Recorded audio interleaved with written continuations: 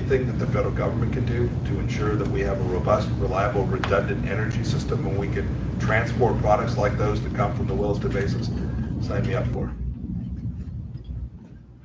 Yes, ma'am. I was just wondering if you could talk a bit about North Dakota and the role that you see our energy here in this state kind of playing on a world stage. I have one big picture item and one anecdote. The anecdote is that I went to Belarus and told the Belarusians that America was prepared to ship them energy, denying essentially the Russians the capacity to dominate Belarusian energy supply. North Dakota responded and delivered. North Dakota, Bakken Energy, the gentleman sitting here in the back who made it all happen, along with a bunch of folks. An amazing story about North Dakota and North Dakotans delivering an outcome that mattered to America's geostrategic interests around the world in a place as far off as Belarus. More broadly, the work that gets done here from a state with a relatively small population delivering a significant piece of American energy to the United States and across the world matters an awful lot. The capacity for North Dakotans to continue to have access to the resources they need and to be able to operate in a political and regulatory environment where they can continue to produce affordable, reliable energy for the world. It certainly matters to people here in North Dakota, the jobs and all the good that comes with it for North Dakotan communities, but it matters to people all across the United States, and indeed for my successor, Secretary Blinken, to be able to make sure that they have the capacity to tell other countries, whether it's in the Mediterranean or in Asia, or wherever it may be, that America stands ready to provide them with safe and affordable fuel for their country as well. Gives us an enormous capacity to have influence in places we might otherwise not have that influence. So bless North Dakota for providing that for me and for all of us who are working to keep Americans safe. Yes, sir. Here. Jeremy Turley, Forum News Service. Are you going to run for president in 2024? Remember I said I'd answer almost any question. Like the truth of the matter is, and you'll see this, I'm incredibly focused on 2022. I've traveled, I think, to 9 or 13 events. I'm going to do a bunch next week, a couple the week after that. We need to stop what the Biden administration is doing as quickly as we can. The quickest way to do that is to win back control of the House and the Senate in November of 2022. What comes after that, Lord only knows. And I mean that as a man of faith. Only the Lord knows what will happen. I'm in for the fight. I served as a soldier, had the privilege to serve as a member of Congress representing South Central Kansas for 6 years, and had two incredible privileges to serve President Trump as his director of the CIA and then as Secretary of State. These issues matter an awful lot to me and to my family. We're prepared to stay engaged in this, and what form that takes 3 years or 4 years from now, I simply don't know. Yes, sir. There's been a lot of talk this week about the importance of reducing the carbon footprint of some of North Dakota's fossil fuel industry. Sure. I'm curious what your thoughts are on that effort. How important is that for the fossil fuel industry? Sure. We're all good citizens. I've watched, and you have an ag community. I watched Kansas, folks who were drilling wells. I watched Kansas farmers, agriculture community, both folks who were growing things and raising cattle. I watched them. They care deeply about clean air and safe drinking water. All of these things matter an awful lot. To the extent there's a way to continue to operate these businesses in a way that has a decreased risk to harm in the future, I don't think there's a single person that's at this conference today that would object to that. I think everybody would be on board with trying to achieve those set of objectives. Here's what we can't do though. We cannot take actions that will fundamentally alter the capacity for America to continue to grow its economy. You can't, those burdens will backfire. They will have harmful effects on the environment. I can tell you the correlation between longevity and health and the capacity for a country to have economic growth is real. And when you deny that, and many of these aims of the so-called Green New Deal, many of them are aimed at a more healthy world. Health decreases when countries become poor. And when countries don't have the capacity to grow in a way that takes and lifts their people out of poverty. We need to do all the things that we do in the United States in a way that protects our air, protects our water, all things that matter to every person that I have encountered in the agriculture industry, in the oil and gas industry. We can do it. We can achieve these things, and to the extent we can find ways to do it, whether that's carbon capture, whatever it may be, I know that there will be innovation and investment that's made by the very people who are at this conference today. Yes, sir. First, I thank you for coming to North Dakota, Mr. Secretary. We appreciate it. Do you agree with the reports out there that Russia was behind the cyber attack on the Colonial Pipeline? And secondly, earlier this week, former Speaker Newt Gingrich said, hey, if this was a state actor, we should treat this as an act of war. Do you agree with that? So the second part, I think former Speaker Gingrich has right. I talked about this being an attack on the United States from an external actor. It certainly appears to be that.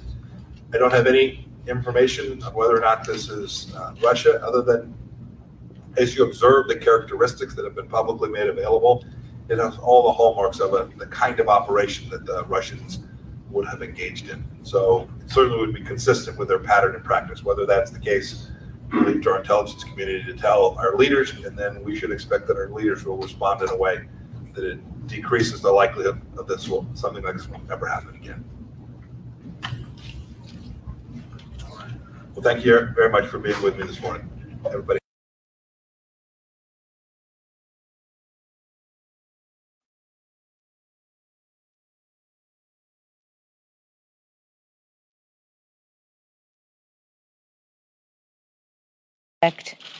Tourist series of meetings he's having with members, presenting a big, bold plan to always be wearing a mask, except when they were speaking.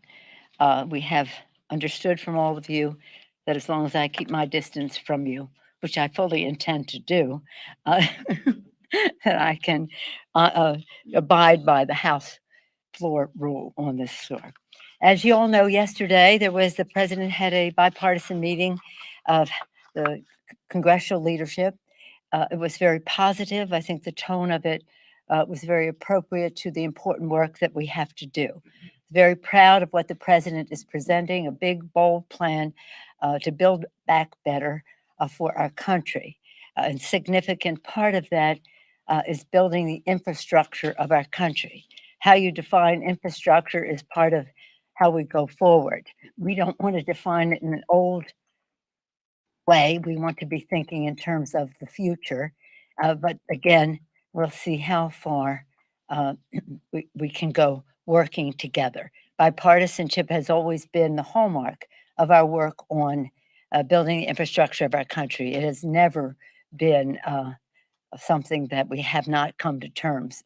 In the Obama administration, the bill was smaller than I would have liked.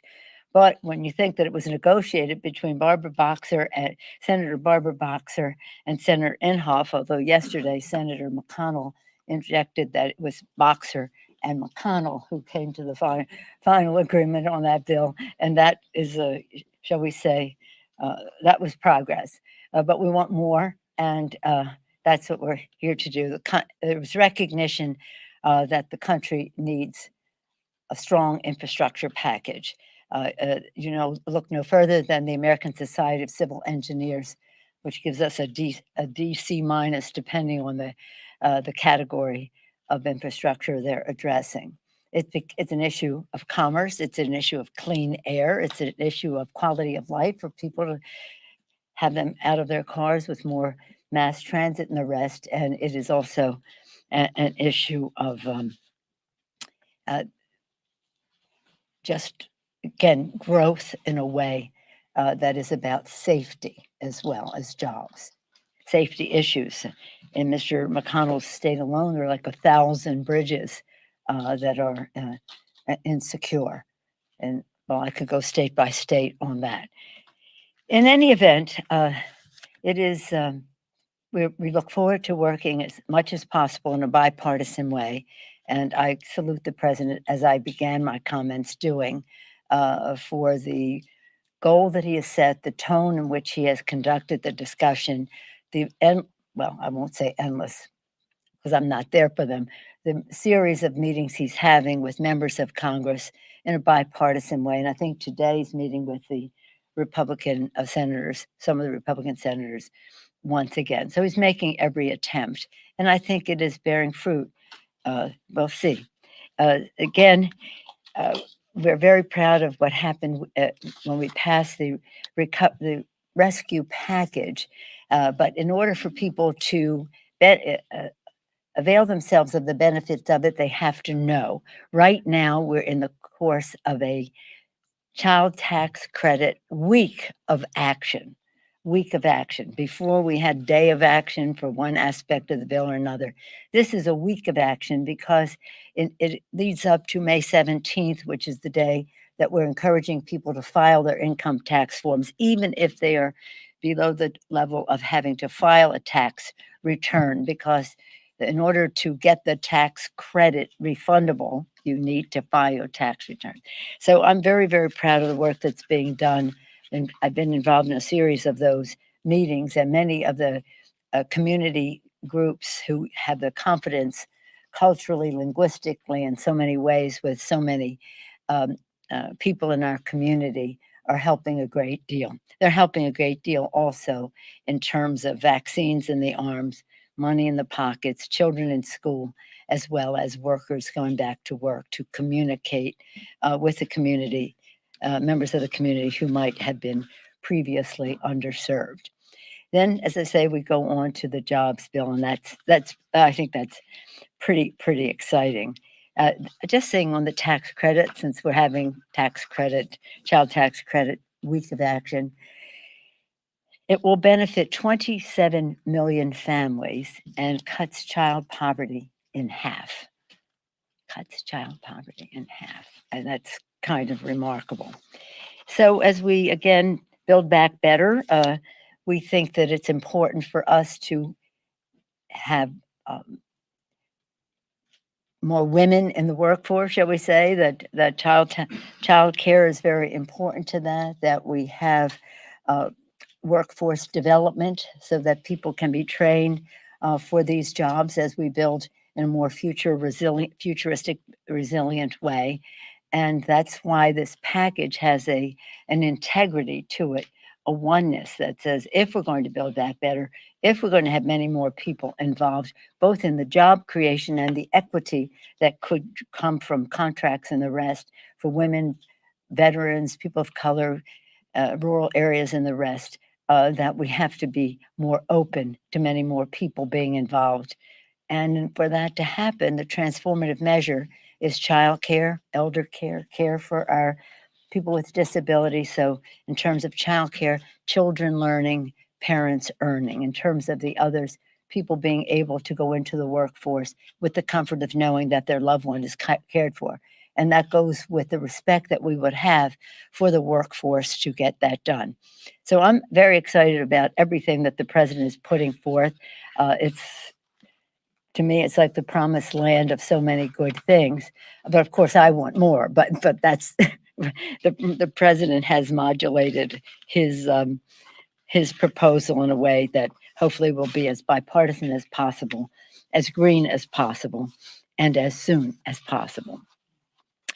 The other subject I want to bring up today with you is what is on the floor today. We have this bill on the floor that means a lot to me as a mother of five. That's the Pregnant Workers Fairness Act, a bipartisan step to ensure that women are no longer forced to be between the healthy pregnancies and their paychecks. Any family members in the room know that the blessing of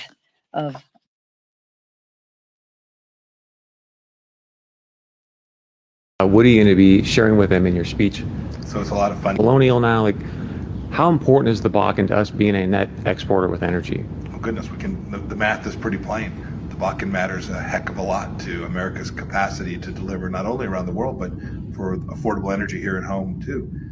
It's regrettable that the administration has taken a position with respect to a pipeline in the United States where we destroyed tens of thousands of jobs for sure, but all of the good that would have benefited America when that product began to flow as well. It's almost unexplainable. At the same time, they're supporting a pipeline that the Russians are building up in the north of Europe.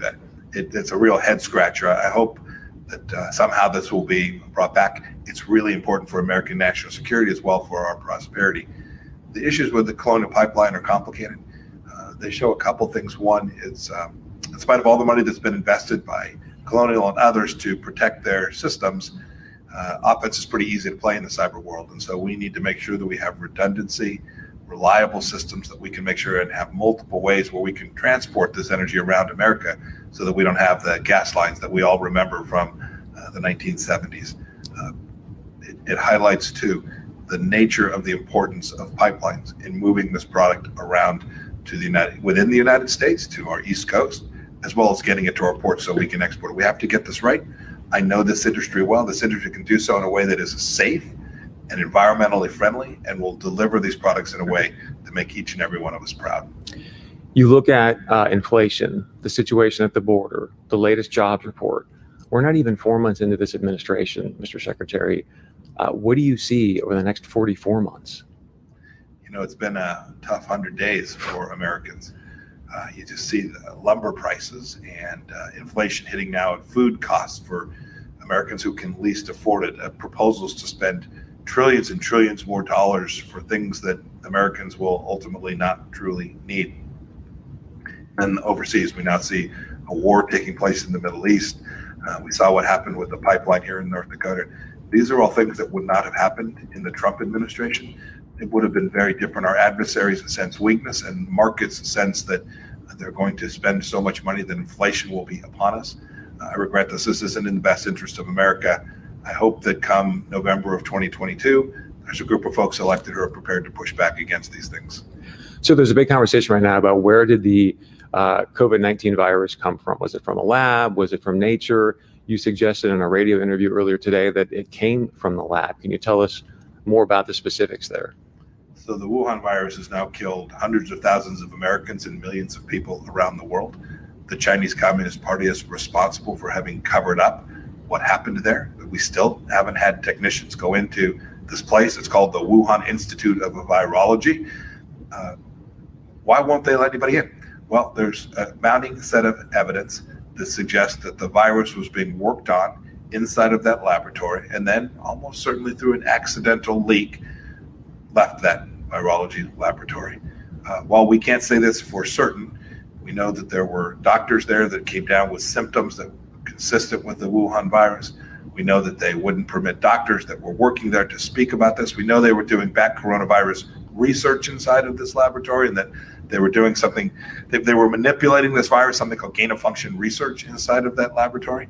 And again, we don't know the answer for sure, but as we turn pages and we learn more, it increasingly looks like this was a leak that came from the Wuhan Institute of Virology. And you can see the economic destruction it's done around the world, and the enormous costs in lives all across the world as well. The Chinese Communist Party unambiguously covered this up. They knew there was human transmission, yet they denied it. They co-opted the World Health Organization to tell their same story. These were critical moments, a critical juncture in the virus's transmission around the world. And then I'll finally say this: it matters an awful lot, not only for this virus, but for the next one. If this lab isn't safe, if this lab is not being operated in a way that ensures that you have integrity and security at the laboratory, we'll see something like this again. That is unacceptable. The world should hold the Chinese Communist Party accountable for the cover-up, and hold them accountable to make sure that their laboratories are operating in a way that keeps the world safe. I want to get to holding them accountable in a moment, but you are strongly suggesting it came from the lab. Are you 90% certain based on the intel that you have?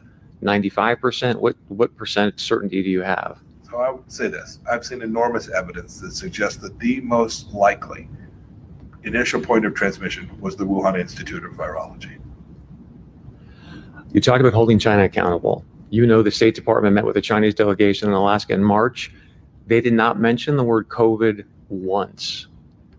That seems completely irresponsible to me. How can they sit down with a Chinese delegation? I just wanted to know your kind of takeaway from that they don't even mention the word COVID to the Chinese delegation. It's unexplainable. When we met with the Chinese, each and every time, I think at every level of government, we were clear in our expectation not only that we would figure out where patient zero came from, and they would allow researchers to determine this. It's not political. This is about science.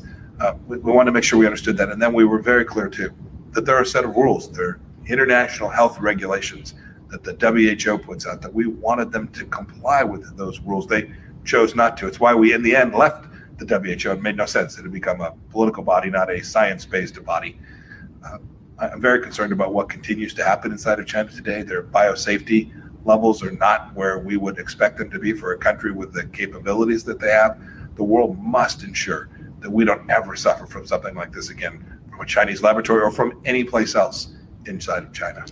What can we do to hold them accountable? And when are we going to have a full throttle investigation? Well, the investigation part's tough. The Chinese control access to their country. If they choose not to permit us to investigate, we'll never get folks in there. It's also the case that they have destroyed significant pieces of evidence, including, it appears, the original virus itself.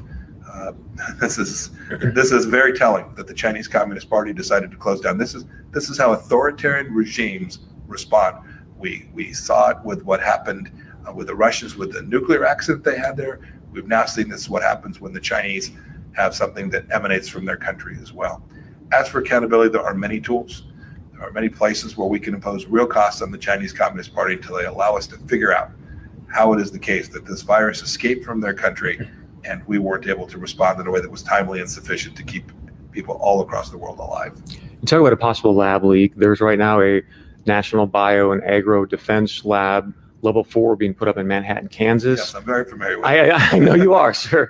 There's a lot of people that have some concerns about that. It's right in the heart of cattle country. Just your assessment on putting this level lab in the middle of cattle country. I watched that program go from idea to conception to where we sit today. I have great confidence that the work that will be done in a responsible way, and that the United States, we've done this work for an awfully long time. We haven't had these same kinds of incidents. We haven't created viruses that traveled across the world. I'm confident that while accidents are always possible in everything that we do, this risk is well worth taking, that we can handle these viruses. The work that will be done in a way that is safe and secure and doesn't substantially increase either the risk to agriculture in my home state of Kansas or to the world from the work that we'll be doing there. Last question, sir. Kind of 2 in 1. We're a very action-oriented show. So based on what you know from being former CIA director and former Secretary of State, what keeps you up at night? And what can someone like myself or the average American be doing on a daily basis to save this nation? Every American has a responsibility in every place they go, whether it's their PTA meeting or their city council meeting, or they're just gathering with their friends, a group of dads coming together for a Saturday gathering, or some moms that are gathered at the playground with their kids. We have to talk about the things that matter to the United States of America and why our republic has been so strong and resilient. You see what's happening in our schools today. They're moving away from teaching the things that we know mattered to our founders, the things upon which this Judeo-Christian nation was built. And if we'll all redouble our efforts, if we'll all be clear, if we'll all be unafraid of the woke cancel culture, then I have enormous confidence. This is an amazing nation. We have withstood challenges that are enormous for a couple of 100+ years now. I'm convinced that we can withstand this challenge, but it only happens when people in the small places, in our schools, in our churches, and in our PTA meetings, when people are fearless, talking about the things and their value set, I'm very confident the United States will still be a great republic 100 or 200 years from now as well. Amen. God bless you. Amen. Thank you for your Thank you. service. Thank you. Thank you. Thank you very One much. question, if you Yes, have the ma'am. time. Sure. So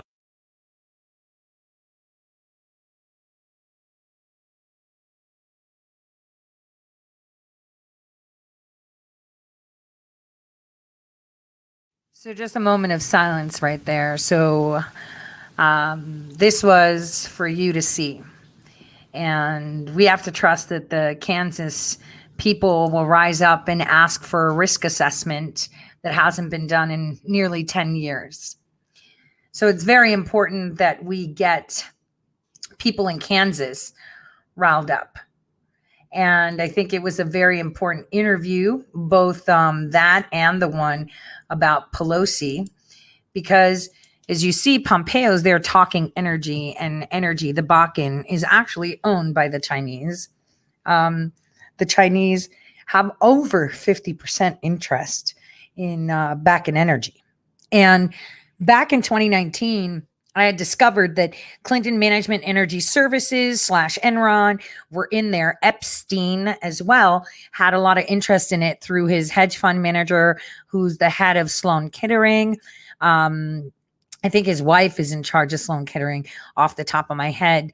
And he had invested a lot into the back end, into North Dakota Energy. And that was quite telling that he's there talking energy. But one thing he did say is, nothing's 100%. There are always accidents. So take that as you will.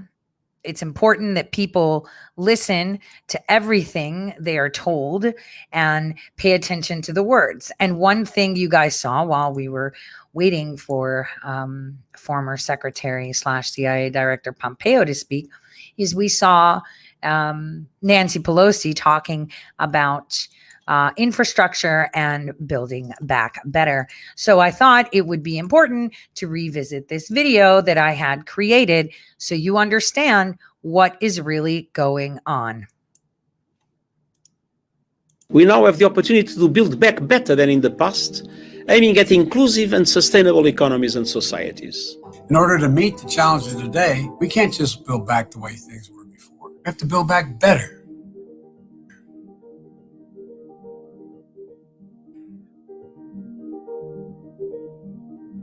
Take a look at America today. Over 150,000 Americans are dead from COVID-19. We have a health crisis, an economic crisis, a racial justice crisis, climate crisis exacerbated by Trump's denial of science. And America needs a plan to solve all of them. Over the last century, America has defined itself by rising to meet existential challenges. On this International Mother Earth Day, all eyes are on the COVID-19 pandemic, the biggest test the world has faced since the Second World War. We must act decisively to protect our planet from both the coronavirus and the existential threat of climate disruption. The current crisis is an unprecedented wake-up call. We need to turn the recovery into a real opportunity to do things right for the future. We'll make the biggest investment in manufacturing and innovation since World War II. Today, federal investment in research and development is at an all-time low. That's why I'm proposing historic research and development investment to sharpen America's competitive edge in new industries.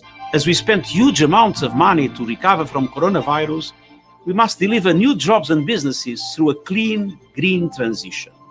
Second, where taxpayers' money is used to rescue businesses, it needs to be tied to achieving green jobs and sustainable growth. There's no more consequential challenge we have to meet in the next decade than the onrushing climate crisis. We'll meet this challenge by creating millions of jobs in a clean energy economy. Jobs that will ensure American automobile industry leads the world in manufacturing electric vehicles. Public funds should be used to invest in the future, not the past, and flow to sustainable sectors and projects that help the environment and the climate. We're going to make investments, so by the end of my first term, we are going to be on an irreversible course to achieve net zero emissions, economy-wide, no later than 2050. Fiscal firepower must drive a shift from the grey to the green economy and make societies and people more resilient. In order to build back better, we have to ensure that all Americans have opportunities to generate wealth, especially communities of color that have been historically left out of the benefits of an economic recovery. Fifth, climate risks and opportunities must be incorporated into the financial system, as well as all aspects of public policy making and infrastructure. That's why I'm going to take on our successful Obama-Biden Small Business Fund and scale it up to 20 times the size so that Black and brown small business owners have access to $150 billion in venture capital and low-interest financing. Greenhouse gases, just like viruses, do not respect national boundaries. We need to work together as an international community. Times are tough now in America, but we've been here before. We can do this. We can build back better. And I'm looking forward to getting started as soon as we can. We must do all we can to save lives and ease the economic and social devastation. Crucially, we need to draw the appropriate lessons about the vulnerabilities and inequalities the virus has laid bare and mobilize investments in education, health systems, social protection, and resilience. This is the biggest international challenge since the Second World War. Yet, even before this test, the world was facing other profound transnational perils, climate change above all. But multilateralism is not only a matter of confronting shared threats, it's also seizing common opportunities. We now have the opportunity to build back better than in the past, aiming at inclusive and sustainable economies and societies.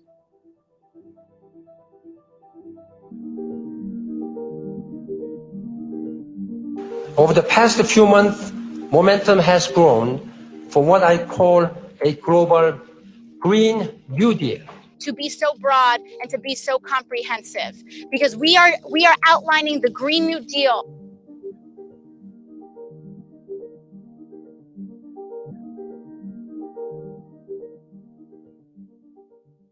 Okay, here we are. So as you can see, it was never Joe Biden's idea. It was the UN. What they're pushing is policies, global policies, policies that are not American, policies that are UN centric, policies that are not in our interest, but in others. And we see this happening across the nation. And all we can do is think, well, what is it that we can find? What is it that we can see? How can we hold them accountable? And it's exactly what you've been doing. As you notice, there was a big push in regards to the energy, right? And this energy push for allowing China to have access to our energy grids was a very big deal. And we see that they have begun to expose themselves. From day one of entering into office, he released the ban on China to have access to our power grids, shut down the Dakota Access Pipeline, and now we have an alleged hack that everyone keeps saying is a, how does he say? Russian hack. They're obsessed with Russia. But what people need to understand is that this Green New Deal that you saw at the end of that video isn't something new. It's something that they've been planning for a while. I want you to think of something called a green bank. They tell you that a green bank is a public or quasi-public financing institution that provides low-cost and long-term financing support to clean, low-carbon projects by leveraging public funds through the use of various financial mechanisms to attract private investment so that each public dollar supports multiple dollars of private investment. What does that sound like? Money laundering. And what's incredible is that there are green banks and there are many, many national campaigns. The state campaigns are in California, Connecticut, Hawaii, Kentucky, Maryland, Minnesota, New York, New Jersey, and Washington State. They have national campaigns pushing the deal of green banking, which is quite fascinating because one would think, why is this happening? Well, what's really, really funny is that this is something else that the Bidens have been involved with. What they wanted to do was use Amalgamated Bank to get labor unions into converting Amalgamated Bank into a green bank. And it's all talking about energy reform and energy independence trust. This is one of the most incredible money laundering, asphyxiating programs for individual nations and states that I have ever seen. Delving into those that masterminded it, one would say, wow, this isn't really happening. No one's going to do this. And yet they are. We have people from the Johnson Foundation, REH Advisors, Brightman Energy, all in on this. Hanson Hutton. And there's a guy named Dan Adler, California Clean Energy Fund. That's where you need to be looking at what they're doing with the money now that the pipelines are down. But speaking of the gas shortage we have, I wanted to translate what Joe Biden said yesterday. And I do have a working article that I'm going to publish that's going to be quite simple. But yesterday, someone actually had the cojones, and it seemed pretty fixed, to ask Joe Biden about the gas shortage. Listen to his response. Oops, you can't listen to the response because there's no volume. Here we go. Thank you very much. Appreciate it. Mr. President, what do you say to Americans who are worried about the supply of gas and rising prices right now? We have been in very, very close contact with Colonial Pipeline, which is the one area you're talking about where one of the reasons the gasoline prices are going up. And I think you're going to hear some good news in the next 24 hours. And I think we'll be getting that under control. Secondly, I have, in the meantime, made it easier for us to have lifted some of the restrictions on the transportation of fuel, as well as access to the United States military providing fuel and with vehicles to get it there where places where it's badly needed. And I'd also point out that I think what this shows is that I think we have to make a greater investment in education as it relates to being able to train and graduate more people proficient in cybersecurity. And I've been saying for a long, long time now, I know you could probably say it for me, but I think that one of the most important things we have to do to reclaim our place as the leading innovator in the world is to have a better educated workforce. And that goes back to the days a long time ago now, or 5 years ago, when I was vice president and I surveyed all the Fortune 500 companies, said, what do you most need? And remember what they said, better educated workforce. But they're not spending money to educate the workforce. And but it's important that we do this. And the cybersecurity piece is one I think you're going to see where we need significantly larger number of experts in the area of cybersecurity working for private companies, as well as private companies being willing to share data as to how they're protecting themselves. I think that's part of the long-term answer, not just in terms of energy, but across the board. I know that's not a direct response to your question, but it does impact on it, I think, down the road.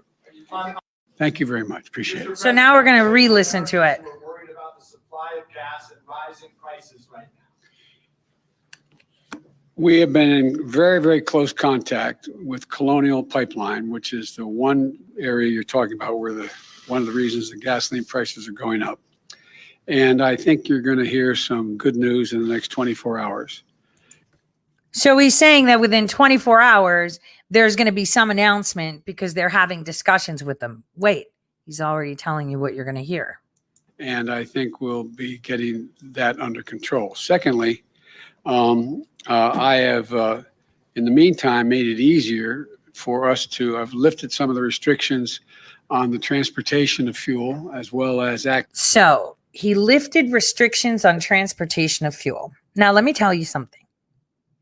The majority of black market oil, drugs, and human trafficking is done by trucks and trains.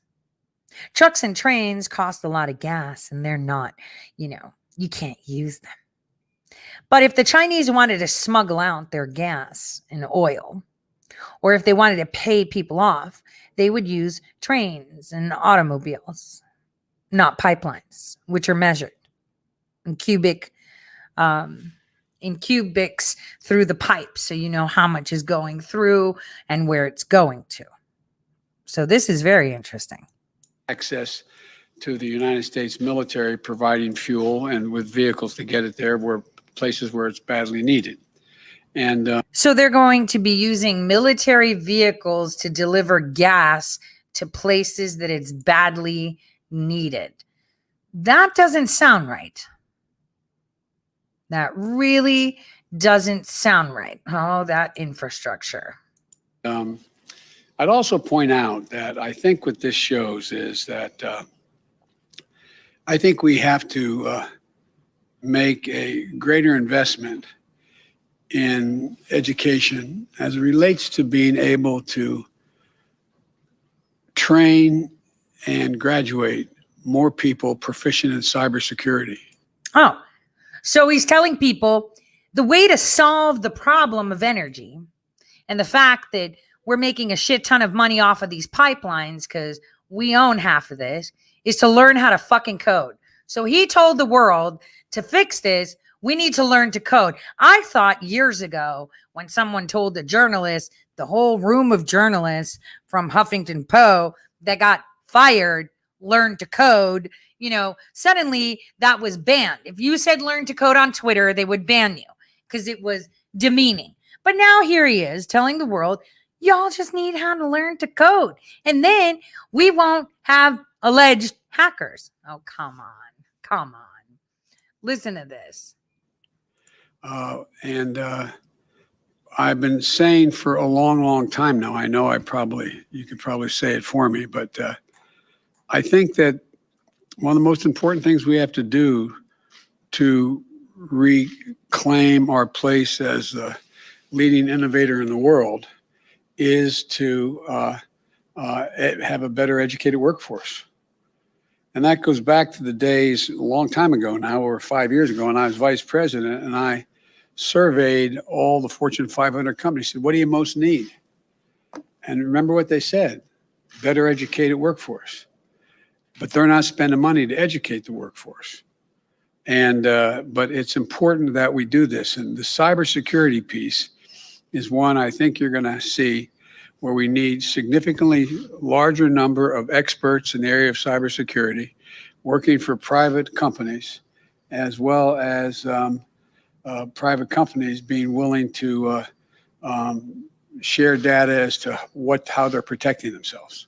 I think that's part of the long-term answer, not just in terms of energy, but across the board. I know that's not a direct response to your question, but it does impact on it, I think, down the road.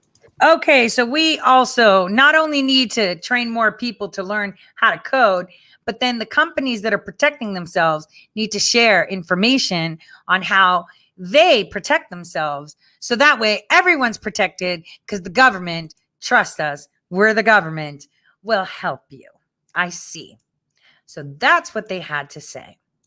Now, it won't be till August where we touch base on this topic again. But I thought, since I started early, maybe we can have a little bit of fun and revisit the 30s and look at some expeditions and stuff.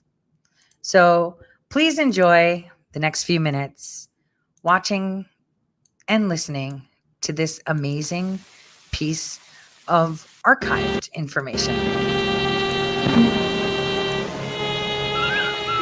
We heard a noise under the snow.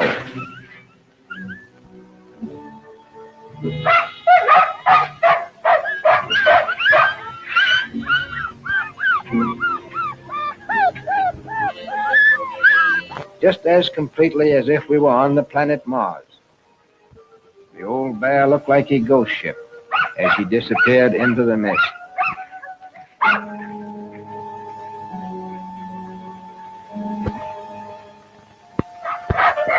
This little seal, Jimmy Jr., just 1 day old.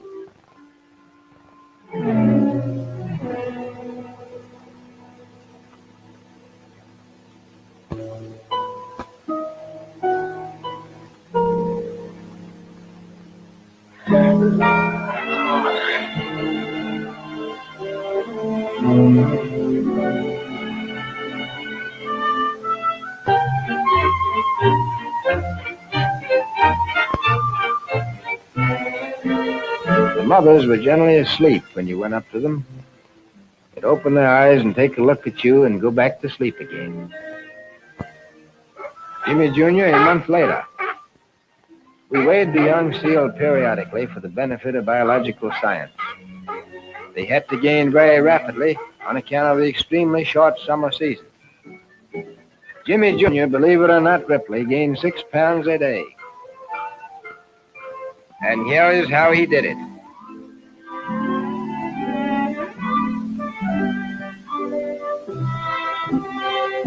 They keep this hole open by sawing on the edge with their teeth.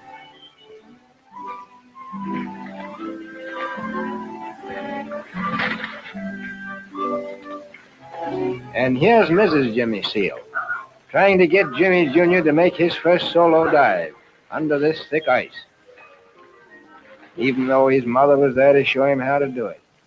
This first dive must have been a tough one.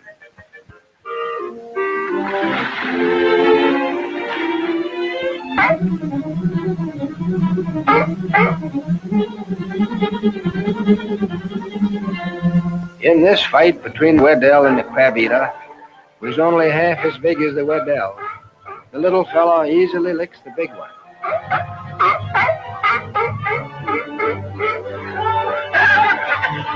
And the big fellow is wise. He runs away, so he'll live to fight another day.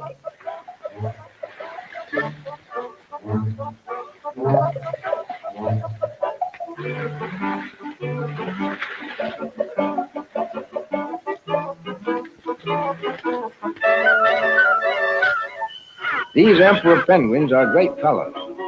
They weigh from 60 to 90 pounds and stand about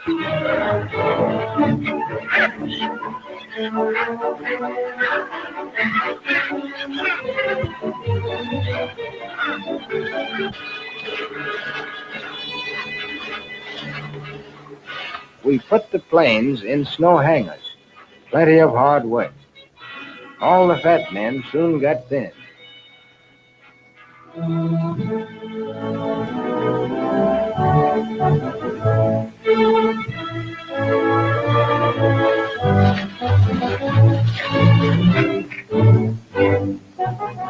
had to put our dogs underneath the snow in tunnels. Up around the North Pole in most places, you can keep them outside during the long night. But it is so much colder down south, if you should keep them out, they would soon freeze to death. We had about a quarter of a mile of these tunnels altogether. The dogs slept in boxes put in the sides of the tunnel.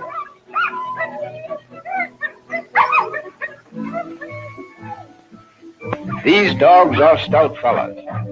They will pull for you on the long trail until they drop in their tracks. They are okay with people, but are sudden death to each other.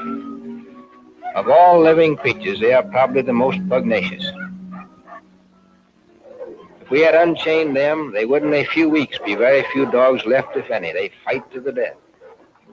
One of the good things about full-blooded huskies is that they eat snow, so that on the long trail you don't have to carry fuel to melt snow for water for them. And that enables you to make much more mileage. And here is one of those wonderful dogs, Dinty. Dinty's master had ordered him to go back into his box. Although Dinty was very, very hungry, he was a good soldier. He obeyed orders and went back into his box. But that didn't keep him from coming right out again.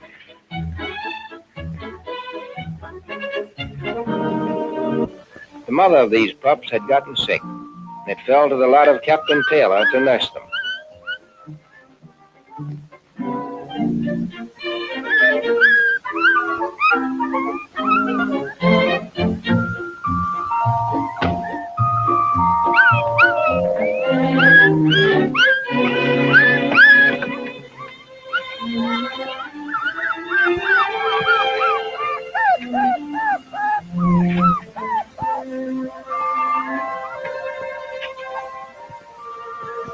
It is still a great mystery to me how a nursing bottle and nipple happened to get on a polar expedition.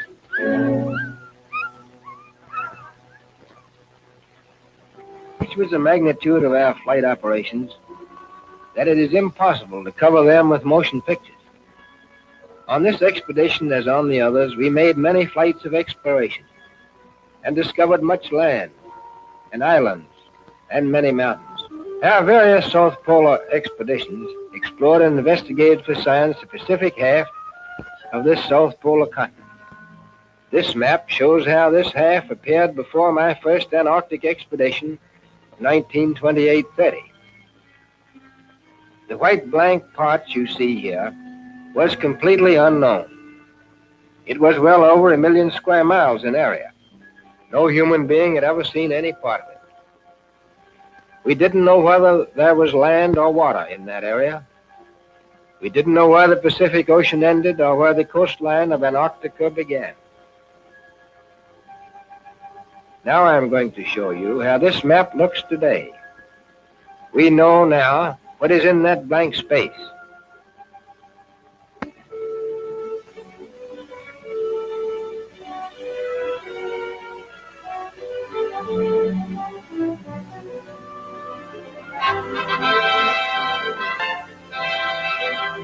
So much for the science of discovery. There's something about that very important branch of science, meteorology. Well, fellas, we've licked it. Supplies are all in, camp's secure, field parties are all set to go. Fine, Dick. Now, we of the Home Guard will sit by the fire in our cozy shack, just thinking of those poor devils on the trail, picking them up and laying them down. Oh, no, you won't, Charlie. The Home Guard will do all that thinking with a snow shovel. I'd rather do my thinking sitting down, George. It's a lot less painful. Admiral, will the field parties hold to the original plan? Well, here's the dope. Staples' party will clear for long penetration the Etzel Ford Range over here. Plateau party will start south on a geological reconnaissance up here. Bramhall and Morgan with the tractors will make a seismic survey over in this region. That campaign ought to clear up a great many questions. Expecto. Let's go topside. Dog team's ready. I want to have a look at those sleds again. And here are the field forces lined up for the start of the campaign. Dr. Bramhall, physicist. Eilefson, driver. Morgan, geologist. Russell, driver. Inez Taylor, in charge of trail operations. Admiral Byrd. So long, Payne. Good luck. Take no chances with the crevasses. Thank you, Commander. Payne, navigator. Ronnie, ski expert. And Blackback, leader of the geological party. Instantly now, on half a dozen far-flung fronts, Byrd launches his attack. Dogs, tractors, airplanes, every weapon in the armory of the explorer is pressed into action.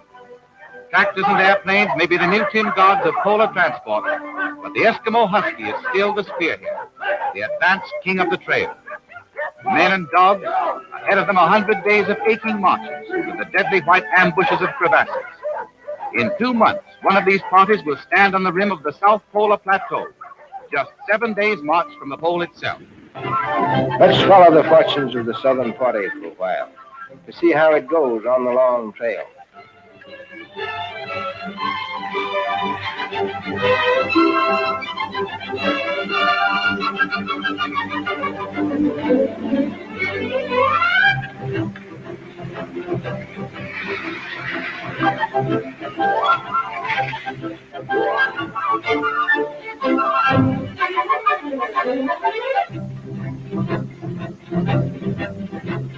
This is a typical scene, making camp at the end of the day's march.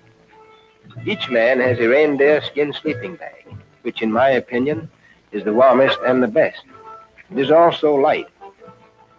It is covered with a windproof bag to keep the snow out during storms. This cooker, you see, has been specially made. You can't buy them in civilization.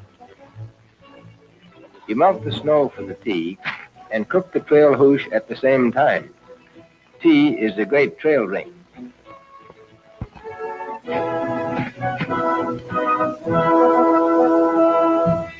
On the long trail, you can't use metal spoons because they will stick to the lips from the cold and pull the skin off. You have to use wooden spoons. The food is strictly rationed. You get a certain amount each meal, and there is no second helping. Supper is ready. In order to go long distances on the trail, you have to put up these food beacons, which consist mostly of pemmican, dried milk, and chocolate. Dogs can't pull enough in any one load to go very far. Therefore, you must put up these food beacons to pick up on the way back. On the top, you put an orange-colored flag for visibility. If you should miss the beacons in thick weather, you would be in danger of starving. As an experiment, we tried sails on the sleds just as you would use them on the boat. This was to help the dogs, and it worked very well.